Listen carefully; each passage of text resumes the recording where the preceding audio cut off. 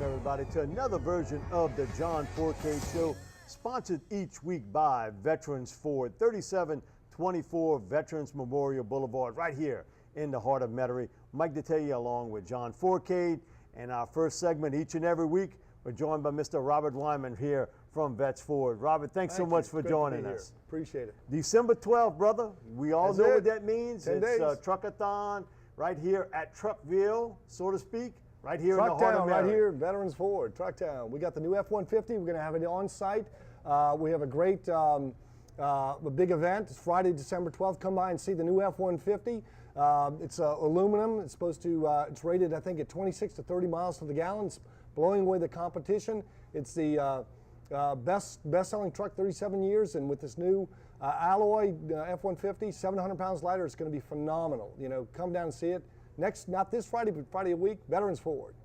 Robert, that certainly right now, all across the board, so to speak, in the truck business, that is the hot vehicle, the F-150. It's always been the best seller across the board, but now with the catch with the new aluminum part of it, 700 pounds lighter, tremendous gas mileage that you're going to get out of this. Reports are maybe as much as 30 miles to the gallon. Man, that has got to be a catch, and you can't find any better place than right here at Veterans Ford to see it right off the bat. That's it, Veterans Ford. We are Trucktown. And, you know, we talk about aluminum. In fact, it's a military-grade alloy that, you know, Alan Mulally, who used to run Boeing, came in and brought that technology with him. So we're excited about it because it doesn't rust. It is stronger pound per pound than steel. It doesn't dent like steel does. So it's going to be something pretty special. And we're excited that Ford once again shows its leadership. So come on down to Veterans Ford again, 10 days from now, Friday the 12th. We're going to have it here at Veterans Ford. And Rob, you know, the roads in Louisiana, they need an F-150. I ain't no doubt. And roads here in New Orleans, Go Ford tough. You're having your truckathon on the 12th. You got your hours set yet? Is it a 24-hour deal or at certain hours that people can come by? The event actually starts at 5 o'clock, goes till 8 o'clock that evening on Friday. So come by then, but we'll have a huge display. Ford Motor Company is bringing their transport down with all the whistles and bells. Well, bells and whistles. Bells and whistles, whistles and bells. Display, yes. It's like Christmas season. Something like that. Mike, it's first vice versa. Vice versa. Yeah. And Mike, look, when you come here on the 12th, make sure I like a black color. I like dark black. So dress Mike, up. And then Tuxedo put a ribbon black. on it. And I'll make sure I write it down. Well, we know also this time of the year, Christmas time, no better present. Buying someone a brand new vehicle, if it's a Ford Mustang, a Ford F-150, man, you got a great selection here. And so if you're looking for the special gift for that special person, you can't find a better place, Veterans Ford. You're right, you can't. And right now it's end of the year clearance. We're overstocked in vehicles, and so it's a great time to come into Veterans Ford. I told all my managers, move the units, like they used to say, you know, let them have it. So great time, get your special deal here at Veterans Ford because, you know, with too many vehicles on the lot, and we've got more coming in with the new F-150, the new Mustang, which is fabulous. If you haven't driven this car, it is absolutely talk of the trade. So a gorgeous car. It's even better than the last Mustang. Come by and see us here at Veterans Ford because these vehicles are ready. We're here to sell them. And it's from uptown to downtown, Rivertown, Rivertown, Bayoutown, right here at Veterans Ford. Trucktown. I wasn't here last week, but John was telling me, man, you aced him on those picks. Well, so you got to brag a little bit about it. God bless him. I love it. He was. That's why he wore his blue today too. I noticed. It is. It was kind of fun. You know, it was everybody picked the Steelers to win, and you know, coming off of 3 losses here in town, the Saints pulled it together, and boy, they had a great showing in that game. Also went for Jesuit, which was a kind of a friends and family thing. They did well. They played well. Ole Miss, which was a fantastic game. They pulled it out. So it was kind of fun. I think it went 4 for 4. And you took the LSU game. We forgot that. You picked LSU, and I took A&M. It was a bad week for me. Other than Ole Miss. I won Ole Miss game. You won that Ole Miss game. Yeah, but that was an easy pick. I didn't have to. Yeah, that's kind of that was a hard pick, not a head pick on that one. But Robert, again, we want to bring it out again. December 12th, Truckathon right here at Veterans Ford, and you're going to have the first look of anywhere, say around in this area, That's of correct. the new F-150s. You can't find it first anywhere right here at Veterans Ford. And so, hey, we're encouraging everybody. Come on down, see it. It is an absolutely gorgeous vehicle to look at. But again, he has vehicles for your price range, any price range, and what better time than Christmas time? Absolutely. And you know, something that I don't know if people have taken, the new EcoBoost engine that Ford has got so much more torque, particularly in the low end, than even the old V8s do. Now with a truck that's 700 pounds lighter, can you imagine what kind of pickup and performance characteristics you're going to get out of this vehicle now? So, you know, we're going to have test drives on the vehicle here. Come down and see it because it's going to be really spectacular. Same thing with the Mustang. Come down and see it. The base model is 306 horsepower, runs like a scalded cat. But we also have the GT, which is 435 horsepower, and it's amazing. Those vehicles are really pretty special. Robert, thanks so much for joining us. We appreciate it. Again, remind everybody, December 12th, it's Truckathon right here at Veterans Ford. We'll be right back with more of the John Foucade Show, sponsored each week by Veterans Ford. We'll be right back.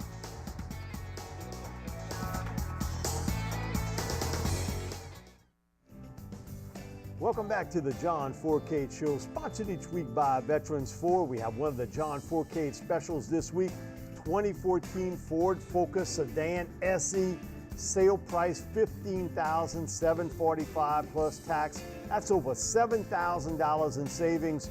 Come see the dealers here for details at Veterans Ford, 3724 Veterans Memorial Boulevard, right here in the heart of Metairie. Welcome back to the John Foucade Show, sponsored each week by Veterans Ford. Mike to tell you along with John Foucade. And John, unexpected, you would figure, 3 straight home game losses for the Saints, travel on the road, thoughts of maybe bad weather that didn't really occur. A lot of rumors kind of tornadoed around this football team in the hours leading up to this football game. Saints get it done, 35-32. I thought the best performance in the trenches, offensive, defensive line, we've seen all season long. You got 2 turnovers. Drew Brees threw for less than 260 yards, but 5 touchdowns. And Cam Jordan, great day at the office, 6 tackles, a sack, interception. Overall, this football team won this game in the trenches. I thought that was the big part of it. Well, you're right. You know, like you said, going into this football game, you heard about Ray Rice being signed by the Saints. You heard about looking for a new defensive coordinator. Rob Ryan will be gone. The friction between him and Sean Payton, all this prior to a kickoff. And they went out and played, like you said, in the trenches is where they won this. I thought the defense played exceptionally well in this football game. You had a quarterback who's been hot the last 2 home games, throwing for 12 touchdown passes. The Saints came out overall and played one of the better games they've played all year long. Didn't have to throw the ball, you know, extremely 40, it was 50. Great balance. It was a balanced attack, offensively, defensively. Some guys stepped up. I think they're still hurting a little bit in the back end, some no-name guys back there. It was a team effort. They won the football game. They had to win this game, Mike. You know it. I didn't pick them to win it, but they had to win this game because as bad as they played at home, now they're still in a position where they got to take care of business, come in, especially this week. Control your own destiny, so to speak. I thought one of the things early on was this football team had a lot of bad luck right off the bat. Patrick Robinson, 2 passes thrown almost right to him, drops that would have, one of them would have been a pick six for a score. But Le'Veon Bell got off to a real hot start, 70 yards rushing, first half, so to speak. Then all of a sudden, he ends up less than 100 yards rushing. Thought the Saints defense overall up front played really well. But I thought one guy who really stepped up was John Jenkins. And we've seen that mercurial ride of John kind of up and down this season, coming off an injury. I thought he played his best game of the season. You know, his whole career has been pretty much up and down. He's been inactive some games, Mike, and you know, you figure you draft this young man from Georgia, thinking highly of because he's probably was better suited being drafted earlier than he really was, but you know, he had his issues. But that's the play of the game. He came in, he's played better. They needed somebody up in that middle. Like you said, the defensive line played extremely well, a linebacking core. But you got to give your hats off to some of the secondary guys too, because you know, other than the running game with Bell, you know, Roethlisberger has played extremely well in the home games that he's played and put those numbers up, and it scared me. You got a great receiver, a good quarterback as well as a good running back, and they shut him down basically. One, you know, 32 points. You had to watch the game to see the game. It was 35-16 at one point. To me, the game was over. It was garbage yards at the end. Correct. That was the only thing that I'll take as a negative with this. I don't like about not closing games out. You saw some penalties at the end that were unnecessary. Really. come on, you got the game won. Let them shove and fight and whatever you want to do. Another guy I thought really stepped up, David Hawthorne, 10 solo tackles in this football game. I thought he played really well up front along that front seven. But again, it goes back to it. We've talked about it each and every week. You win the turnover battle, you're going to win about 77% of your games in the NFL. You were +2 this week. And the good thing about it is you watch the offense, they got back, they ran the ball better, about I think it was 143 yards of rushing. They still don't have a lot of guys rushing the ball, but they don't need one. When Ingram's playing as well as he's played over this last 5 or 6 weeks, and another key factor was the fact that the offensive line played pretty doggone good. It took some pressure off of Drew Brees from throwing the football and getting hit. He dropped back, I think it was 27 passes. I mean, that's still pretty doggone good. And he completed 5 touchdown passes. And that's just amazing. And, when he gets in a goal line situation, they've had trouble, Mike, all year long, scoring in the red zone. They got down in this time, and what did they do? They threw it instead of trying to run it. And that's the key. They played solid football. No matter how you dissect this was a team win. One of the things, too, is this football team is 31-4. When they rush for 122 yards or more under Sean Payton. You just look at that, and 2 of those losses came this year. So I think when you have that running game, and Ingram certainly has been a big part of that, this team has run the football pretty well most of the season.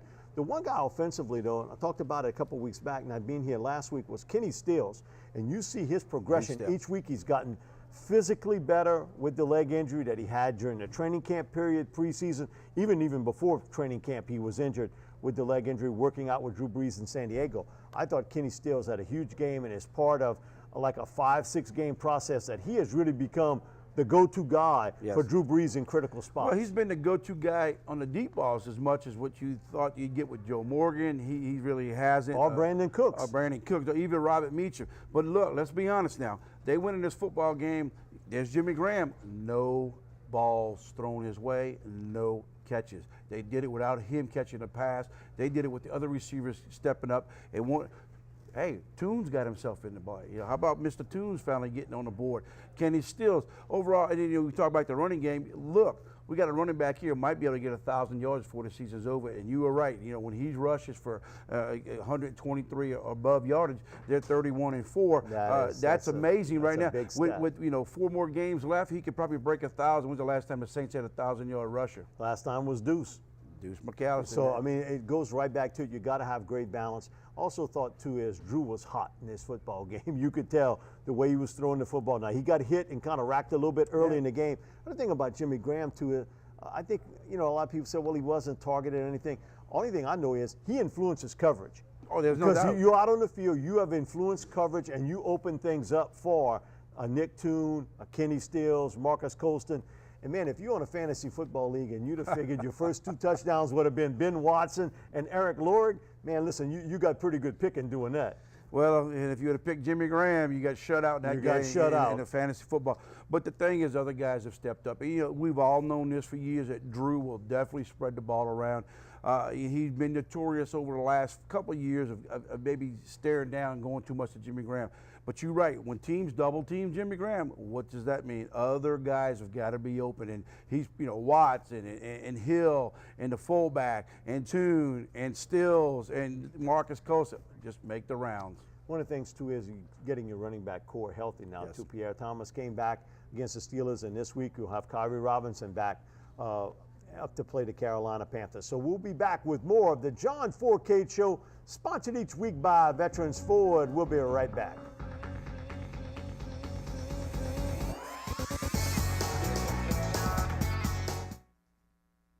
Welcome back to the John Foucade Show, sponsored each week by Veterans Ford. Another one of the John Foucade specials here on our broadcast. A 2014 Ford F-150 Crew Cab XLT, sale price $29,900 plus tax. That's over $12,000 in savings. List price was $42,600. Hey, you got to come on down to Veterans Ford to see this. Again, 2014 Ford F-150 Crew Cab XLT, $29,900 plus tax, right here at Veterans Ford. Welcome back to the John Foucade Show, sponsored each week by Veterans Ford. John, the NFC South, you thought maybe you made a little bit of ground here, beat the Steelers, but unexpectedly, Atlanta, beats a team that was pretty hot before with the Arizona Cardinals, but you could tell eventually that Cardinal team was going to hit the brakes somewhere. Now, both teams 5-7, but because of the tiebreaker on one-on-one matchups, Atlanta's got a slight edge over the Saints. Carolina 3-8-1. They haven't won since October 12th of this year. That's amazing. And Tampa Bay 2-10. Mike, I think Carolina's going to be looking for a new coach when the season's over. It's just my belief of it. But you look at it, I didn't think Atlanta was going to keep losing home games like that. And you were right, Arizona, it was about time they were going to lose a football game. And I just or two. Yeah, I'm not sold on Arizona's offense. Because of Drew Stanton. Right, but I wasn't even sold when they even had Palmer there. I mean, it's good to have him, but they won some games close-knit. But let's talk about the Atlanta Falcons. They played a better football game. They've played all year long at home. They won the game, and you're right. They got a half a game lead basically over the New Orleans Saints, a tiebreaker because of the fact they played one time. But when they play again, if the Saints were to beat them, that's going to even that out. And then you check the division record. Then you got to check common opponent record. Yeah, I'll leave that up to the guys to start figure out. But if the Saints can win out, and by this week, look, Saints play Carolina at home. Guess who plays Green Bay? Well, that'll be an L up on the board. The one thing I will give the Falcons, they're going to put some points up on the board against Green Bay because listen, the big shock to me this year with the Saints is beating Green Bay in the fashion that you did. And I think that Atlanta will be able to put up points. Here's my problem. I don't think the Falcons can stop Green Bay offensively. I think Green Bay, unless Aaron Rodgers turns the football over, I don't think Atlanta's defense can stop anyone. So I look at this as a shootout game, so to speak, against the Packers. The thing that is going to help the Packers is they're playing up in Green Bay, and we got to hope for a blizzard. If that's the case, I don't think the Falcons can go up there and win in that kind of a weather. Now, look, Green Bay played pretty good against the Patriots last week. That was an emotional game, too. And I think that Green Bay being at home is going to have a little bit of a letdown, but I just think the fact that, Atlanta has to go to Green Bay, that's not going to be an easy, because Green Bay is looking to win a division, not trying to sneak in as a wild card. They want to win their division and take control of that division, whereas the Saints got to take control of their. The Saints are on an 0-3 record right now at home, even though Carolina's coming in here, and it's not a very good football club. I've never been sold on Cam Newton. I just think that the Saints should take care of business this week. One of the things you see with the Carolina Panthers this year is certainly totally different from last year. Losing your left tackle before the season even started in Jordan Groves, losing Steve Smith, no Greg Hardy, and this is a football team that's in implosion right now. And John, you bring up the point. You could have a coach literally go from coach of the year to being fired. Yes. I mean, that's how dramatic the National Football League is. The Saints have won 4 of the last 5 games at home versus the Panthers. And you look at what Drew Brees has done the last 3 home games against the Panthers, 13 touchdowns, just 2 interceptions. Yeah, I think the whole factor of this whole game is going to be this, is the Saints coming home knowing, hey, guys, Sean Payton's going to be in the ear, Mike, saying, hey, guys, our last 3 home games has been the losses. We cannot be able to say we're going to win the South Division if we lose another home game. I don't think they'll lose this football game. I don't even think it's going to be a close football game. I truly believe this, that the Carolina Panthers probably packed it in right now. They don't have the players on that football club right now to finish the year. They won't make the playoffs. They won't even be a wild card team. So what are they playing for? Basically, their coach's job.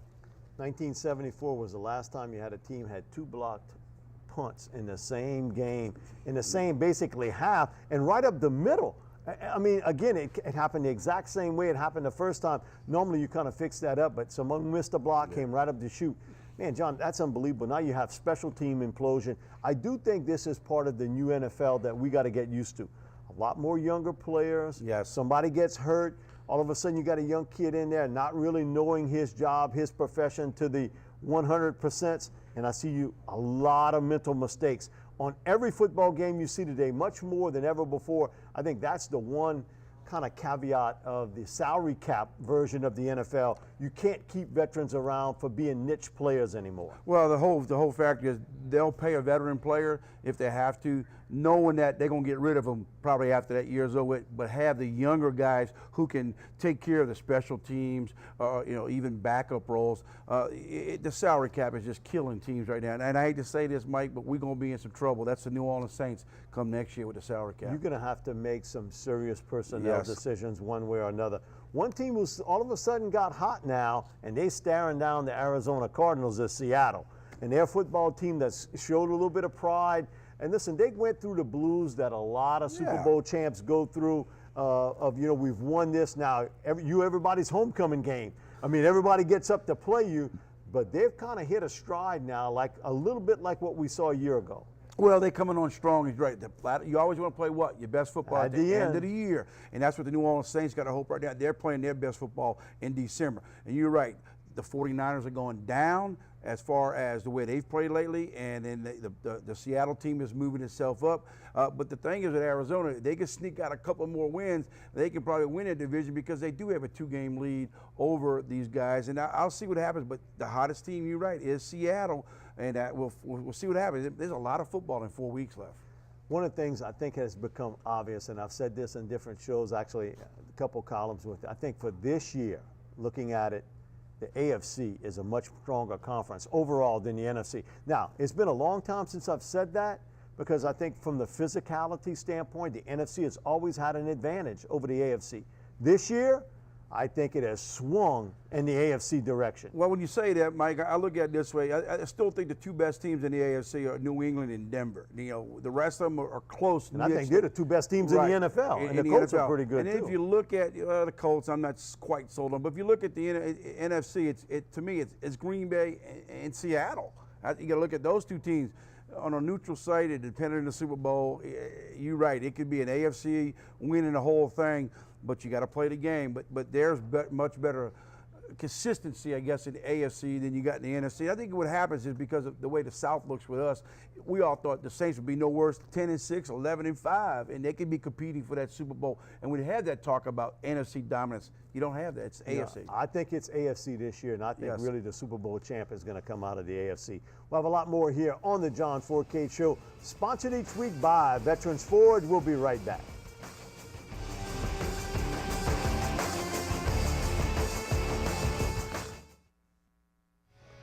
Welcome back to the John Foucade Show, sponsored each week by Veterans Ford.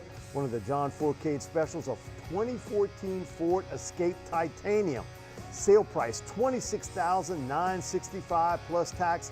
That's almost $7,000 in savings. Again, list price $33,800.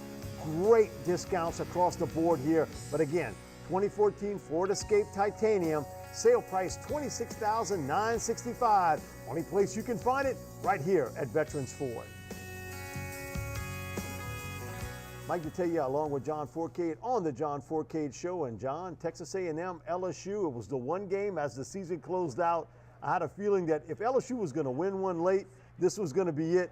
And man, this play here, Leonard Fournette just basically trucks over the top of this defensive back trying to make a tackle out in open field. Hey, I saw this game. I was there in Aggieville, did the game down there. And when this play came on, and it just like our producer hit me up in the ear, that looked like Herschel Walker running all over a young man. That was beautiful. And here's another good play right here. But well, this is by our guy, Speedy. You know from Edna Carr in Louisiana. But overall, folks, right there. Here's the play at the end, the controversial play that, as a quarterback, John, you've been in that spot. All you're trying to do is to make a big play downfield.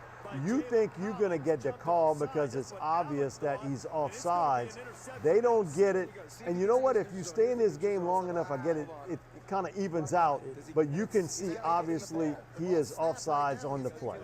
My belief is this. I don't care if you're LSU, A&M, the coaches in college. You should have won a game, a chance, 1.5 to throw your red flag on something like this nature. Check and see, let the official replay that. You got to have it. How do they get 105,000 fans see this, but 8 officials can't? But that doesn't necessarily mean A&M is going to win the game. It doesn't mean it. Doesn't mean it. Gave him a shot. Yeah. Rushing yards for LSU, 384 yards. Leonard Fournette rushes for 146 yards in this football game. I thought one of the keys, Anthony Jennings with his feet rushes for almost 120 yards, actually 119, throws for 107. So he actually rushed the ball more than he threw it, but that's not a shock as far as that's concerned. I thought it was one of Jennings' better games of the season from a standpoint that you saw a lot of read option plays that we hadn't seen in the past, but LSU's dominance up front, and I've talked about this from week one, strength being their offensive line. They took over and beat down a bad Texas A&M defensive front. And that's why Texas A&M, after the game, fired their defensive coordinator. But I was impressed the fact Leonard Fournette carried 19 times a week ago against Arkansas, five carries. Times. And that's embarrassing. That's ridiculous. But also, they came out with this sweep play by the receiver. And Doral, he had more rushing yards than he had pass attempts. He had 4 rushes, 2 balls thrown his way.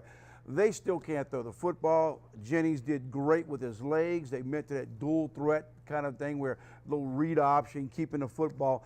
They won this by the up front guys in the offensive side of the ball, but the defense, Mike, in the last 6 games of the season for LSU, their defense has played extremely well. And maybe now, if you look back on it, give me 2 games, the State game and the Auburn game. If you could throw them and do them over with the way the defense is played now, you could have a different LSU team. But it is what it is. They're still hurting with that offense, and you are what you are, like you said. It is what it is.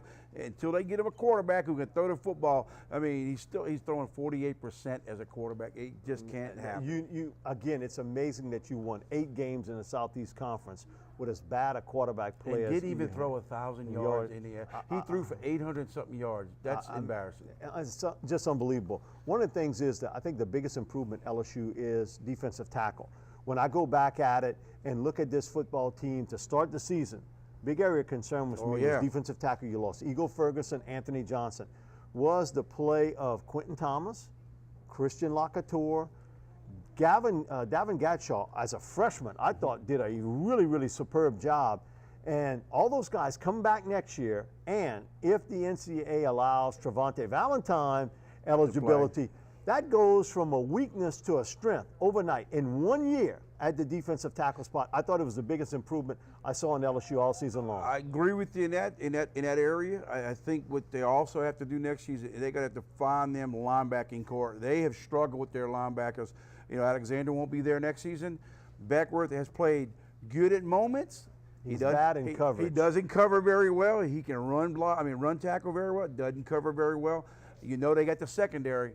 And that's the key to them coming in next season. Can they find some linebackers that go along with the front 5, front 4, whichever they play? Got a good back end, and if they can get a quarterback, this team will be scary next year. One of the things is, and it happens each and every year, a lot of juniors defect early. I would be not surprised, I'd be shocked if you saw Danielle Hunter come back, Jalen Mills, Jalen Collins. I think it's supply and demand in the NFL. You're looking for pass rushers, you're looking for cover people. I would be surprised if any of those 3 came back. The big question marks will be, to me, Trayvon Doral, coming off the year he's had, the 2 offensive linemen that could come out early, and Vidal Alexander up front, and also Gerald Hawkins at right tackle. People say, well, he's a sophomore. He's a third-year sophomore and scheduled to graduate in May. I think if you watch in the offseason, watch what happens to Trayvon, Alexander, and also to Hawkins. Well, the deal with Doral is this. If he comes back and comes to this throwing offense, he's a fool. If he doesn't come back and he goes, nobody can blame him because he has to weigh that out right now. He's the guy that's got to weigh it out. Do I come back where we can't throw the football and I get 1 or 2 passes a game? Not like it was early in the year when they were playing the bad teams and they're throwing all over. It's going to be a big decision because he is NFL material. Another one, too, is Quan Alexander, who I thought played real strong down the stretch for this football team. So, again, it is part of what we've talked about for a long time. When you LSU, a national power, 2 things will happen. You will attract recruits from all over the country that would have never given your team a second look, and you're going to lose them early to the NFL. More with the John Foucade Show, sponsored each week by Veterans Ford. We'll be right back.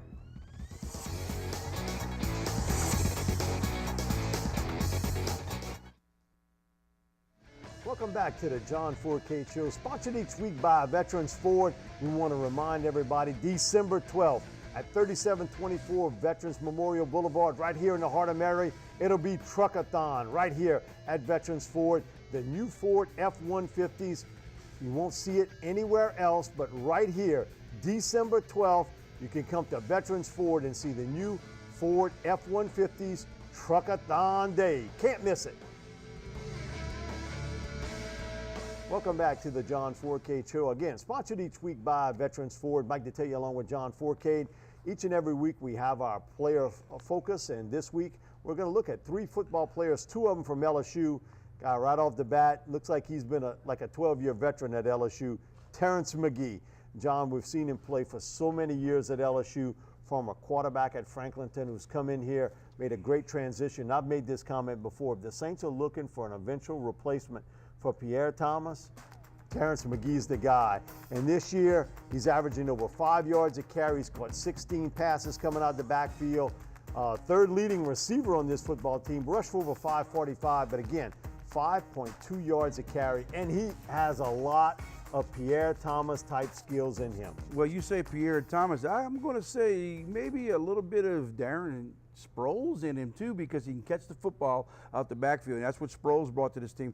Not quite the speed burner as a punt returner, but maybe a kickoff guy you can get who got some, big ones back there, because they don't have anybody running kickoff backs right now. He's a kid that will make somebody's roster because he gives you all-out effort and he plays special teams. He's a niche football player. I've got him ranked as an early 5th-round selection in 2015. And what he brings to the table. He's a hard-charging runner between the tackles. He's got enough giddy-up to get to the edge. Terrific receiver and the best pass protector on LSU's backfield to protect their quarterback. So I think that'll certainly aid him in the National Football League. Other young man I got to see play quite a bit in the high school ranks, Ronald Martin. Was a former quarterback. He played every sort of position at White Castle. At White Castle, and he was a defensive back there, safety. He ran track, played basketball, baseball. Terrific athlete. 6'1 3/4", 218 pounds, strong safety. This year, the 3rd leading tackler on LSU's football team, 67 stops, also 2 pass interceptions, 8 pass breakups. So, John, he's around the football. And he's a guy that I think can play the next level. Again, a terrific overall athlete who really saw blossom this season for Tigers on the defensive side of the football. Other thing, too, is in the second season, he's going to wow people on the track. There's no doubt about it that this young man will be playing on Sundays. They used to have a guy back there named Eric Reed. They got a guy now named Martin back there. They have so many secondary players that's going to be playing on the next level. He's just one of many LSU Tigers that have gone off. And like you said, I think he can play free safety. He can play strong safety. He's durable. He's big. He's rangy. He's not afraid to go in and stick his nose and do some tackling. He shoots up the alley on the running play. The thing about him is that, they know what you're getting from the SEC caliber players, especially with LSU and John Chavis's defensive scheme. This young man will be playing on Sunday. There's no doubt about it. One of the things I like with a defensive back is that he has played some quarterback. I think that just gives you a little bit of knowledge, the fact of maybe where that quarterback's going to go on a certain down distance type series. But I love his physicality. He's a guy that shoots up the alley fast and run support. He can cover pretty well. But in that secondary, I think of all the players from start to finish in this season, I thought Ronald Martin had the biggest jump of anybody on LSU's defense. He's played there pretty much the whole game. Knock on wood for him. No injuries took him out of play. He's done well enough for LSU over his career that he's been there. You have to put an MVP in the secondary. It would have to be him because he's been consistent for them back there. I agree with you. One of the guys that has really jumped out this season in the Southeast Conference was sitting the bench last year at Missouri. His name is Shane Ray, 6'3", 245 pounds. This year, 59 tackles, 14 quarterback sacks. He's 6'3", 245. Again, a little bit of a hybrid player.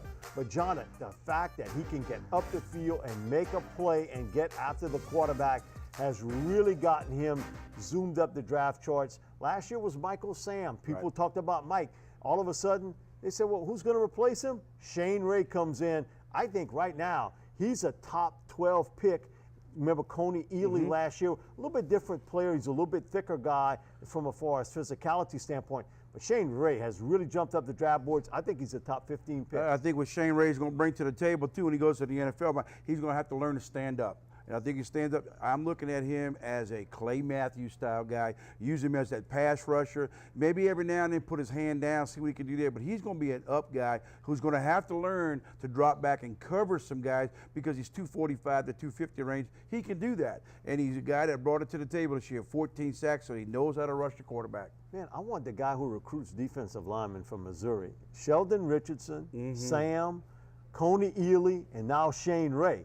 So that, man, whoever's doing that, Listen, I'm promoting for you, brother. You ought to get a raise because you're doing one heck of a job Mike, there. it's not just Missouri, it's the SEC. You know when you're going to get in the SEC, you're going to get looked at in the SEC, and they love looking at defensive linemen, defensive ends, whatever you want to call them in the SEC, because they know they try to get the best players to play in the SEC because the weather conditions help out much more than going up north or northeastern to play. And you're right, these coaches that go out and get these players, how does Missouri do it? We're all figuring it out. They back-to-back East champions, and we'll find out what they do in the bowl game, in the SEC championship game. It's amazing because if you would have said 4 years ago, as they reached the SEC, they would be back-to-back champs in the East. And most people say, you got to be kidding you. But again, give a great job to Gary Pinkel on what he's done there. Also, want to throw out a special congratulations to an old friend of mine, Mike Riley. Got to know Mike when he was a defensive secondary coach here with the Saints, and he's done a great job at Oregon State. Today, he accepted the head coaching job at Nebraska. Jim McElwain leaves Colorado State to officially becomes the new head coach at University of Florida. And someone on our staff today told us that I think Florida spent about $14 million between Muschamp and the new coach and the buyout. That's a lot of money to be getting. Hopefully, we'll get this and we'll see what he brings to the table. You know, Florida, I'm a big SEC guy. We'll find out what Florida brings to the table. How many of these recruits can this young man go get? He was under Nick Saban, but now he's got to do it himself as the head coach at Florida. Offensive-minded coach. I think you can find your defensive coordinator to kind of run the show. And there's a lot of defensive talent there in the state of Florida. Also want to wish congratulations to an old buddy of mine, Laurie DuPont, a former head coach at West St. John, and also Vanderbilt Catholic, who was elected into the Louisiana High School Coaches Hall of Fame. So Coach DuPont and him and I work at Thibodeau Regional together. So I got to throw that shout out to Coach Dupe. Congratulations on getting selected to the Louisiana High School Coaches Hall of Fame. We'll be back with more of the John Foucade Show. And again, it's sponsored each week by Veterans Ford.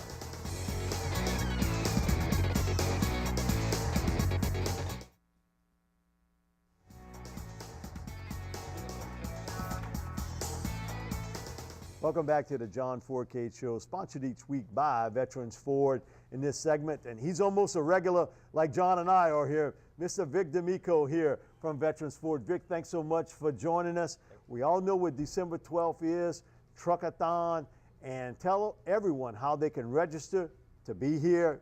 Can't find a better place right here at Veterans Ford to see the new F150s. 2015 F-150. We'll have one of the first ones here on February 12th from 5 p.m. to 8 p.m. You will need to pre-register for it. We expect a lot of people here, and there are multiple times. You'll be assigned a time so we can get you in and out in an expedient fashion. You go to our website, veteransfordmetairie.com. You can register. The registration page literally takes 60 seconds. So tell everybody what exactly you get by registering early. You get to take a ride for a couple miles in it, or? About 30 days to 60 days before the F-150 gets here, you get to take it for a ride, take a look at it, look at the features in it. You'll be able to get a sneak peek before the vehicles actually start to arrive at the dealerships. The second thing is that when you go online, Ford a lot of times does these certificate and rebate programs that are not for the general public. By registering with this, you'll be entered into Ford's database. They routinely issue certificates and rebates that do not go out to the general public, and you probably can become eligible for one of those as well. So definitely a plus win-win situation. If you're in the market for an F-150, I highly recommend you go online and register for sure. I know you're saying it's a Truckathon F-150, but you want to also remind people that you can also come down here and test drive other vehicles too. It's not just the Ford F-150. They got that Super Mustang too that's coming up to 2015. So other cars are available. So I don't want people to know that, oh, it's just a Truckathon. Right. I got to only buy a truck. No, you come on down here and buy another car. The new 15 Mustang, we're selling about 1 to 2 a day. They are literally blowing off the lot. We have a great selection. I've got about 20 available right now on the lot, which is a great selection. Just in the last 2 days, we've had customers drive from Lafayette and Alexandria to buy 15 Mustangs in the last 2 days. We see it at the end of the year. A lot of people will make that purchase. They want that new vehicle. It's kind of special at Christmas time, New Year's. And so it's a special time for you too, because we've talked about it so much. 75–80% of buys today start out on the internet, and that's where you're the point man for this. Absolutely, and the end of the year is a great time to buy. You're going to get a great deal by going on the internet. You're going to get the preferential pricing. The end of the year, dealers need to move their inventory, new and used. So it is a great time to buy right now. We got to talk about it. Saints pulled it out this week against the Pittsburgh Steelers. Now you got the home game against the Carolina Panthers. Unexpectedly on the road trip, you made that. And again, John and I were talking about the best weekend that I've seen this year with play along the offensive and defensive lines. No question about it. Sean Payton threw us for a loop. He goes back to the 2 tight end set. He puts max protection in. Pierre Thomas, one of the best all-around running backs, does a great job of pass protection. Drew Brees goes off for 5 touchdowns against a weak secondary. Carolina, very similar to Pittsburgh. Good front seven, weak in the secondary. We know Roman Harper can't cover a tight end, so I expect Jimmy Graham to have a big game this week. Man, my boy Ike, did he get beat? Oh, coming back from the arm injury, they picked on Ike Taylor pretty good. That max protection gave Drew 2 to 3 to 4 seconds to drop back, survey the field, gave those down the field routes an opportunity to develop, which we haven't seen in past games because the offensive line and the back haven't done a good job in pass protection, and he picked them apart, 5 touchdowns. And real quick, we got to mention it. You know, our Rumble Raiders took one on the chin to the Jesuit Blue Jays, and the better team won that night. And it was a good season for Rumble, but good luck to Jesuit. Yeah, good luck to Jesuit. They play John Curtis. I think it's going to be a very, very tough matchup for Jesuit. John Curtis is a big offensive line, and Jesuit's a little undersized on their defensive line. So I think John Curtis is going to have success running the ball. It's just going to be if Jesuit can throw the ball around the parking lot a little bit and having success in the passing game and keep it close. I think they got a shot. You know, being the Bayou guy here, you know, you just look at the Catholic League and what has happened there and the resurgence of that. I mean, you guys kind of grown up, played in that sort of situation to see what has really resurged in that part is really inspiring to everything else because of what happened back in '05 with the Storm. Well, I'm just glad to see that the Catholic League is back. There's no question about it. I am as well. Went to school with a lot of guys. I know a lot of those guys, and we're very proud about it. Vic, thanks so much. We appreciate it. We want to remind everybody, December 12th, Truckathon right here at Veterans Ford. We'll be right back, finishing it up here on the John Foucade Show.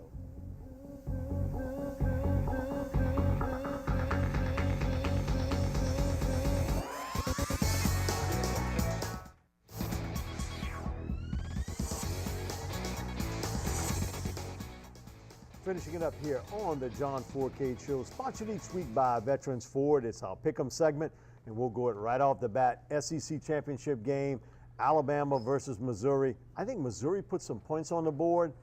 Alabama's the better football team. I'm going to go with Saban and the Tide. I believe Alabama takes care of business. You're right, they'll put some points on the board, but it's going to be an Alabama win. Tulane plays Temple. Interesting football game here with these two teams and kind of what you're going to get from a mental standpoint. I'm going to go with Temple in this football game. Yeah, you know, but I'll sway back and forth on that. It's tough. You know, these two teams haven't played, I think, since 1932. And I believe you were doing that, you broadcasting that game for radio. Right. I'm going to go with Temple as well. I think Temple wins this game. I think they got a good solid team for what they are. They got a good football team, and boy, and that's an area. And if you've ever tried to recruit the Temple, Philadelphia. I have a neighbor of mine who coached there for 1 year. He tells me it's not the easiest place in the world. Saints, Panthers, I think this is easy here. I think the Saints come back home. They take care of business against a team that is reeling right now in Carolina. I think the Saints end up winning this game 30-17 over Carolina. I was going to say Saints by 3 touchdowns. I think the Saints finally put something together because they got to win at home. They can't lose this game at home, and I think they're going to come out smoking. I think Carolina's done. One more game we'll go with Florida State, Georgia Tech. And if there's an upset to be done, and I'm not picking it, I think this would be it. I think Georgia Tech gives Florida State some issues, and Florida State has rode the wave all season long. But you know what? Jameis Winston, and give him full credit, he has never lost one football game as a starting quarterback in college football. I think Florida State ekes this out over Georgia Tech.